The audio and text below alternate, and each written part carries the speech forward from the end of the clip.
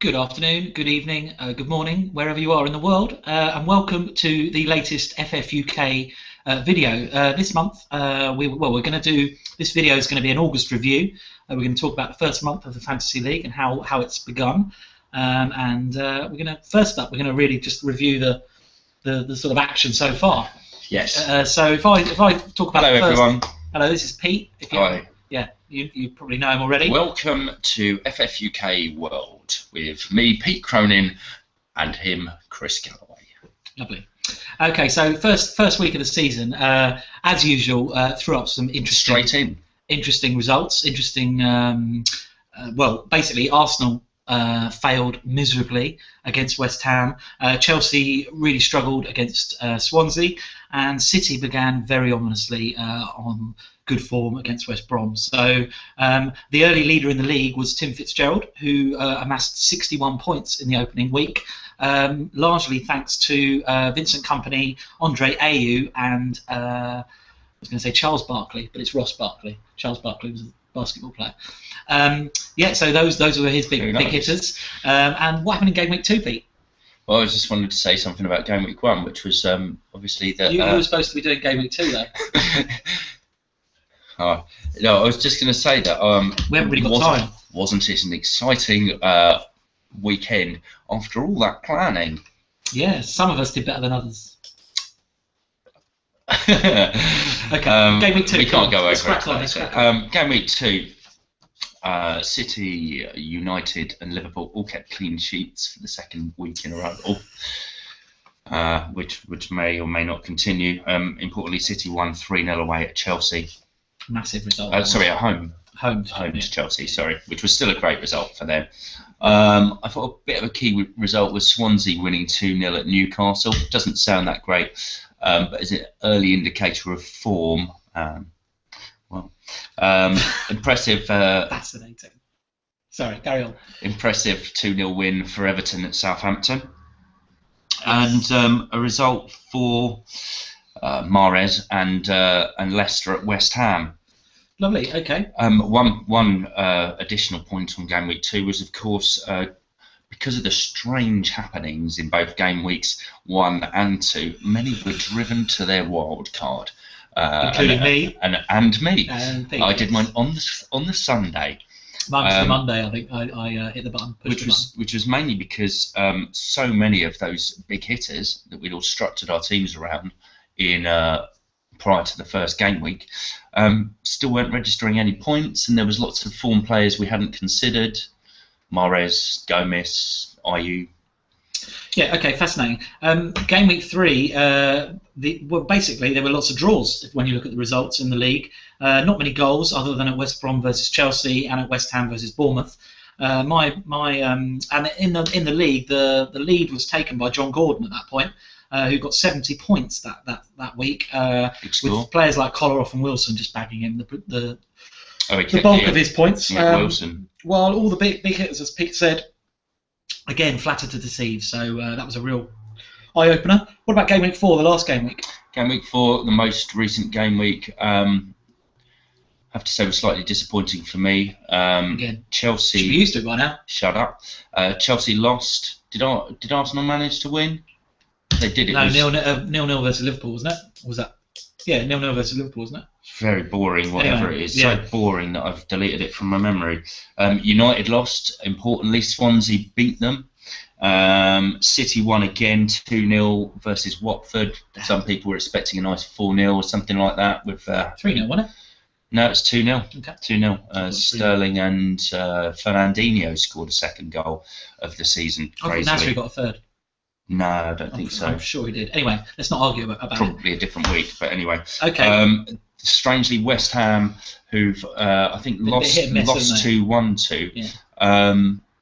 won 3-0 away at Anfield, which is again a crazy result.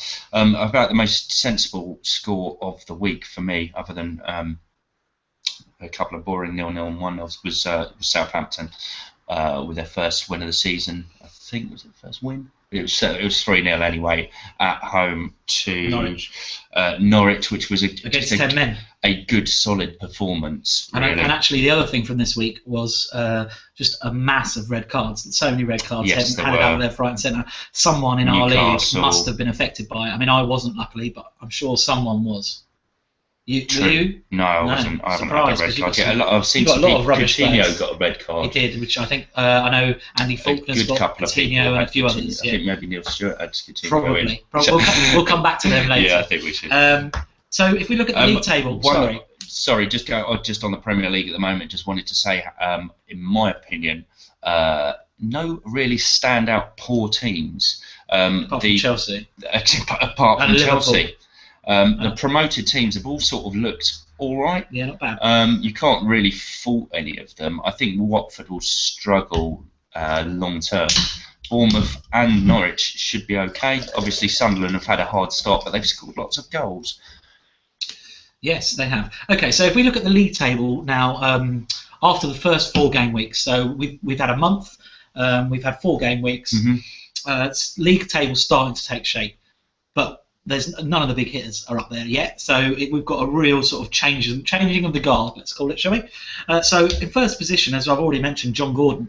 Great start, fantastic start. 224 Absolutely. Points, leads the league by 9 points from Nick Page-Chatton in second. Now, if I just and then Nick Page-Chatton, as I say, in second. Amy Cronin, Pete's sister, is in third position. In her first ever season played. Now, I thought that the Cronin family had a real problem when it came to fantasy football, and most of them were pretty awful at it. But apparently, Amy is the exception to that rule. Amy has a lot of football knowledge. She does, which is why I've always encouraged her to play. What a woman! Fair play to her. I hope she finishes above me. Well, that's not really saying much, to be honest. But yes, I hope she does better than that, personally. Okay. In fourth position, Vivek Venkat on 206 points, and that's level with John McHugh in fifth position with 206 points as well. So that's the top 5 in the league. And it's great to see new names at the top. John Gordon in particular, we had a look at his team, didn't we? We liked to look at of course have had to look at his Pete team. spent about 3 hours looking at it. I spent about 10 minutes. He's had a great start. Interestingly, I was with his son a couple of weeks back going to a gig, and we were discussing it, and he'd said that his dad had taken an unusual tactic going into the season, picking his squad. What he'd done was he picked a squad for sort of 85 million, and that way he could then get on board with the big bandwagons as and when they occurred without taking points hits, because he had so much money in the bank. But say Hazard had a brilliant start to the season, he could have just got him in. So it's an interesting. Let's be fair, it's worked. So absolutely, whether it's right or wrong, we don't know. But it did work. He must have. So he did definitely pick out some good players to start with, and maybe it was because of that thinking. He thought, rather than getting any big hitters in, I'll just go for good, solid players all round. Yeah. That I can upgrade. I just think necessary. it's always good to hear about someone doing something different to how you do it normally. Well, yeah. And if it works, then maybe we'll have to take that into account for next season. So maybe that's what we'll do. I mean, my sister's is arguably a similar tack as well, although hers is. She went for basically a team of good players as opposed to good fantasy players. So she picked a right back, a left back, 2 centre backs. She captained Aspilicueta for 2 weeks, which actually paid off. When he scored, she's only scored all 1 goal sorts of stuff like that. So fair play. So we've looked at sort of a few players at the top, but I do think it's important that we sort of cater for some of the people down the bottom of the league. So with that in mind, where are you, Pete, in the league? Where are you? So I'm currently 74. But as you know, I'm only like 15 points behind you, Chris. Yeah, but let's just talk about position. 74. 74. What's it like down there? It's a bit shady, to be honest. I'm a bit disappointed after this weekend's results. I only got points off of. He says this every week. Off of Company, who got me 5 points for a clean sheet and a yellow card, and of my legend, Jamie Vardy. Actually scored another goal. If I had a piece of pie, I would be eating it now, and it'd be humble. Jamie Vardy's got 3 game weeks out of 4. He's clocked. So brilliant. Yeah, he's been great. Points on the board. So he's not being racist, he's a lovely guy. He's my only good player. So far. Okay, so that sort of covers off the FF UK League.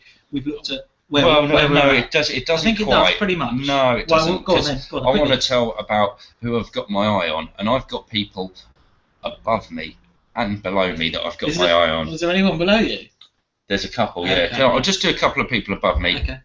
I think Chris mentioned Vivek, Yeah, who's in fourth, yeah, who is strong my start. one to watch. Yeah. I watched him for the latter part of last season as I was constantly trying to beat him in the monthly game, which was all I was playing You probably for. never heard of him. Yeah, you probably don't have a he's clue. so far down the league. But you actually got best or close to top monthly scores for about the last 3 months of the season last season. Impressive. So One to you watch. are my one to watch. Okay. Anyone else you're keeping your eye on?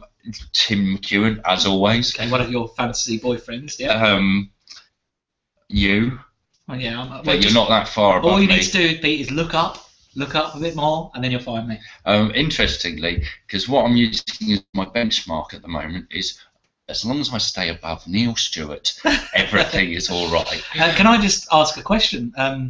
Neil Stewart and Jamie Stewart, I assume that the internet has just broken wherever you are, and because we haven't heard from you. Maybe they've stopped watching football. Oh, well, yeah. Have you fallen out of love with the game or something? Because, well, we don't really understand, but what position is... Well, Neil Stewart's 2 points, 2 places just below behind me Pete in Cronin, 76th, although which is he one of Pete had an Cronin's awful, fantasies. awful start. But Jamie...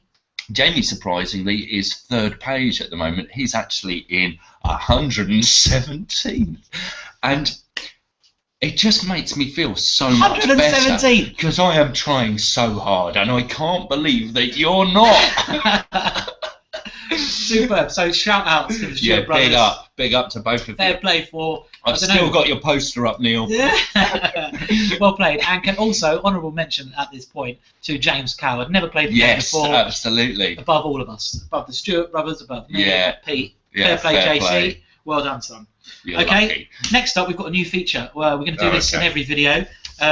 Along with the FT, which we've already introduced in the last video, this feature is going to be called Jermaine Pedant. If you notice the play on words there, it's beautiful. It was all, well, I'd like to say it was all my own thinking, but I actually heard it on a radio programme. But let's not go there. You shouldn't have said that. No, I'm not going to. Okay. Jermaine Pedant, what annoys you about football, Pete? Oh, Let's just start with that. What Okay, annoys you I've about got- football and what annoys you about fantasy football? okay, well, I've got a couple of things that annoy me. Okay, I've got a couple as well. So you do your first one first. Is Jamie Carragher. Full stop. Yes. That's it. Jamie Do you want to Carragher. explain it, or do you want to just leave it His there? voice, what he says, When you're talking about blah, blah, blah, blah, blah, blah. his personality, the way he looks actually offends me. Okay. So you're Basically, not a fan of Jamie Carragher? I know everything about him annoys me. Okay. Although, actually, I like him being on TV because I just despise him quite so much. Okay. And it's Nice to have that sort of... His banter with Gary He Neville is makes very Gary funny as well. look like an angel. Yeah. We love Gary Neville. Yeah, which is weird. Okay, my first Jermaine Pedant is when people talk about 110% after the game. Right. We should have given. Our players gave 110%. But They they didn't. lost. They didn't give 110%. Yeah. It's mathematically impossible to give more than 100%. And you even hear footballers talking about 1,000%, which is one of my favourites. That's the sort of thing a 1,000%. footballer would say. Yeah. We wanted to win that game 1,000%. You know, like really went for it. No, 100%. It's enough. That's ample. Exactly. You say It's actually the 100%. maximum. I know what that means. That means everything. Percent actually means Exactly. that out of 100. Okay, so that's my first. I'll do my second next because it's not really to do with fantasy football. It's to do with life and social media in general. Right. And it's the term LOL. I'm not a fan, I'll be honest. Okay. And that is putting it mildly. I don't understand why you would write lots of love after everything you write. Oh yeah, no, it annoys me as well. And So obviously we're on think- Twitter, we're on WhatsApp, we're on the blog, we're on all the stuff, and the amount of people who they'll write, "Oh, Aguero's just scored, LOL." Why would you be laughing out loud? You might be cheering or crying, but you wouldn't be laughing out loud. I've lots of got love. I've got an alternative. PAOML. What's that mean? It means pissed all over my leg. Well, I think we should use that instead. Yeah. So instead of LOL, please people, can you use Which is- PAOML? Yes, very good. Yeah, PAOML. Which Use is that. just because it's like you've just Well, had it's to just ridiculous. release. It's ridiculous, yeah. Okay, so that's my second. What's your second? I've got my one. It's very current, which is the phrase "worldie," As in world class. or world class, which absolutely everything of any value is at the moment. I'd say I'm world class. Is that right? No. No. So you're definitely not. It's not the point okay. whether I am or not. But you're every not. save, shot, cross, World class cross. block, It's got a world class right foot. Whatever. It's got world class throw. You know, if someone class corner kick in League One scores a goal that someone thinks is good, they'll just call it a worldie. And of course, we know that's not world class. World class is something much more consistent and of quality. Messi's world class. He's world class. Ronaldo, world class. Yeah. Yeah. No arguments there. Let's pick another one. Troy Deeney. Not world class. Not yet. There you go. We've solved the argument. Okay. So every month we're going to try and do something along in the Jermaine Pedant section. If you've got things that annoy you about football, then tell us. Tell us with the Twitter account, on WhatsApp, on the blog. Phone Pete up at any time of the night. I don't mind. Just tell him what annoys you about football. Tell him your Jermaine Pedants. Yeah, we want to know your Jermaine Pedants. Okay, brilliant. Next up, FT. We've introduced the section last time. We're going to get some theme music for it next time, I think.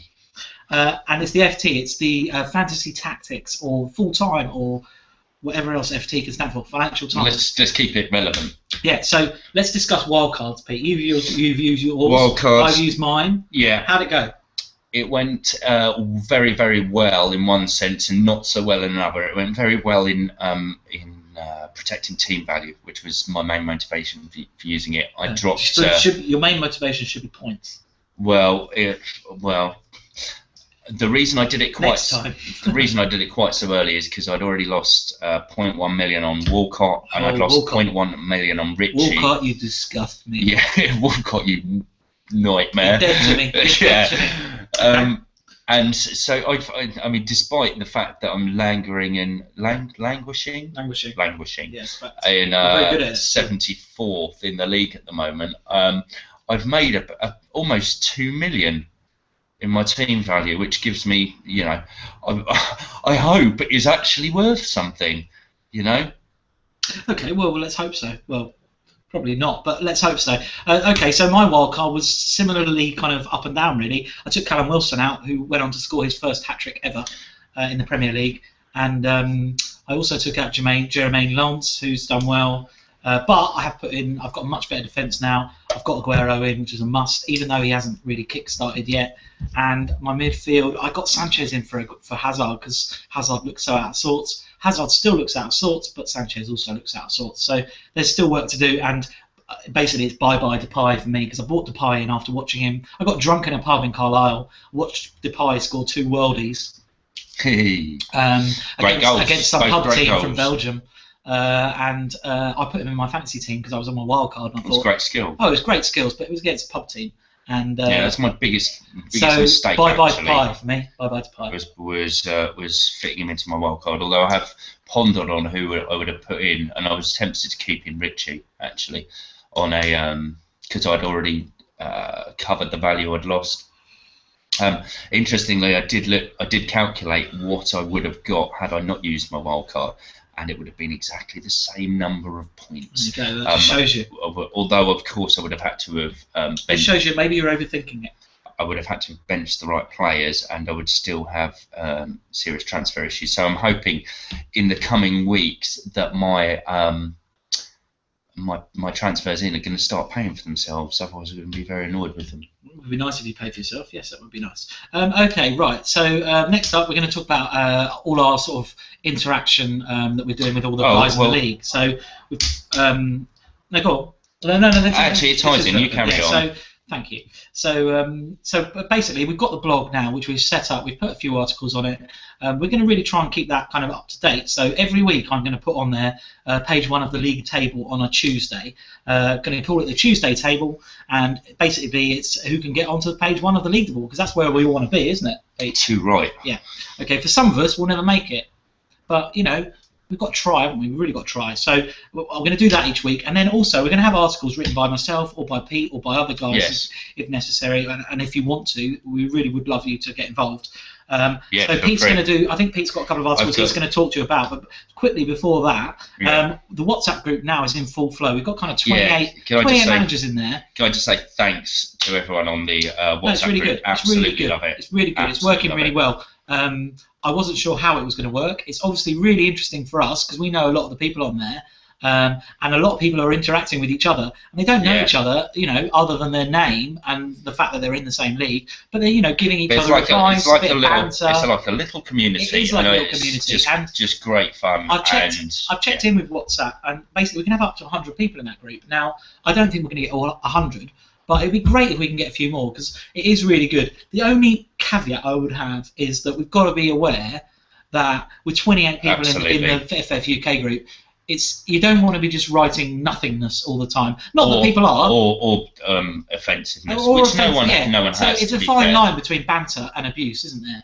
And whilst it's banter, it's great. And whilst we're talking about the FF UK League, it's great. And signings and, what Man United are doing and all those sort of things, they're all relevant. But we just have to be aware, I think, and this goes for me, this goes for you, that there are 28 people in that group. There might be more, hopefully, down the line. And we don't want to clog up people's, phones with just... lol. The point is to try and keep it certainly constructive, football centred, if not fantasy football centred. Yeah, absolutely. As long as it's got some relevance to fantasy football or football in general, we're not going to argue. But it's all good. It's worked really well. It's wonderful. On the other hand, Twitter, interestingly, not being quite as productive. Like there's a few people who will retweet when I send out things on Twitter. But generally, it hasn't been as good. Now, that's fine. Not many of you maybe are on Twitter. But I would say, if you're into fantasy football, get onto Twitter, sign yourself up for an account, because it's the best way of finding out stuff quickly. If you want to know about injuries, signings, transfers, anything like that, it's the best way to find that out. So that's where we're at. Pete, you're going to do a couple of blog articles. I've got some details. Yeah. Okay, so I'm going to do 2 blog articles. One is a general overview on the chips, which I'm starting to think. I actually wrote it after the first game week because we've seen a lot of people, especially in the top of the overall rankings, using if not all of their wild cards. I've seen in some teams literally going one after another. I've seen quite a lot of players using the did I say wild cards? I meant chips. Or as James Pace Chatton likes to call them, power-ups. Power-ups, yeah, which brilliant. we quite like. Yeah. It's completely wrong, but we quite like it. Or, so basically you're going to cover... I'm going to give some thoughts about the chips, which I'm starting to think are not actually as exciting as they seem. Okay, well you can go into detail on that, can't you? So chips, absolutely. And what's the other thing you're going to talk about? Bonus points, which I think there's some key things happening this season that definitely haven't happened before. Okay, great. So you're going to talk about chips and baps. Yeah. Okay. 2 of my favourite things. Yes, like a chip butty, Pete's chip butty, we can call it. We will definitely look forward to that. Yeah, chips and baps. So keep checking the blog. Basically, I'm going to send out a reminder with this video and the Tuesday table tomorrow or today when you see it. But following that, I want to get to a stage where I'm not sending out emails every month, and you guys are just checking the blog, seeing what's happening, and getting involved. Basically, that's how I want it to go. So, right, next up, monies. You should by now have all paid your agent. I'm still chasing, I think, 2 or 3. You've got 1. So all the agents are chasing the odd people, but we want to get the money in by the end of the month, which is today. So let's crack on with that. Any questions? Drop us an email. Next up, we're going to round up now. We're coming to an end. We've had over 20 minutes already. Mm-hmm. So deadline day deals. I'm going to talk about Man United. You're going to talk about Chelsea. Is that how we're going to do it? Yeah, I don't think there's. You go first. Well, I always think deadline day deals are a bit, bit of non-events. I think Ozil one year was about the only interesting deadline day deal that's ever happened.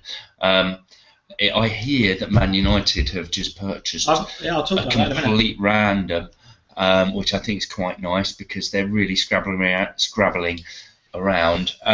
Although I don't know what I think Mourinho is actually trying to reproduce what Pellegrini's doing for less money. and I don't know if he's trying to encourage competitiveness within the squad. I think he's Obviously, just getting numbers in, personally. It may be. I mean, I think Chelsea have just been caught out this season in that nothing's changed, and we expected to be exactly. We expected to just come along and do exactly the same thing this season. But Naive, of course, it was very naive. all the other teams, have got things to prove, and Swansea are the perfect example of that, who we drew with at home first game of the season. So we've aside of speculation, apparently we've had Stone's transfer. His own transfer request was refused, which I don't know if is a normal thing. I've heard that happening. No, it happens. Absolutely. We've looked at Pogba, and now we've looked at some guy from North. We've bought Gillo Bocci. Yeah, remember that name, people. It's my favourite name, other than Tozza for Watford, who I believe is now left. Okay, so Man United, they're about to spend £36 million on a 19-year-old from Monaco called Anthony Martial, who's a French international, I think, if maybe just about. He is. But he wasn't even the best player at Monaco last season. They had Kondogbia, who's a beast in midfield. I mean, if Arsenal had signed Kondogbia, they'd win the league. He was a beast. Martial, he's a prospect. I put him in the bracket of Januzaj. 19 years old. I put him in the bracket of Januzaj, who they've just loaned out. 36 million. Which is just senseless. So look out for the deadline day deals tomorrow. It's going to be exciting.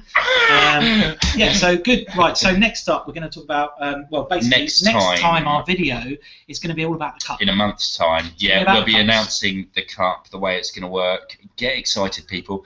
Let me point out to the unfortunate Mr. Jamie Stewart that in 117th, you're not even going to be qualifying for the Challenge Cup. Oh, disgraceful. I shouldn't talk too much because, of course, it could happen to anyone.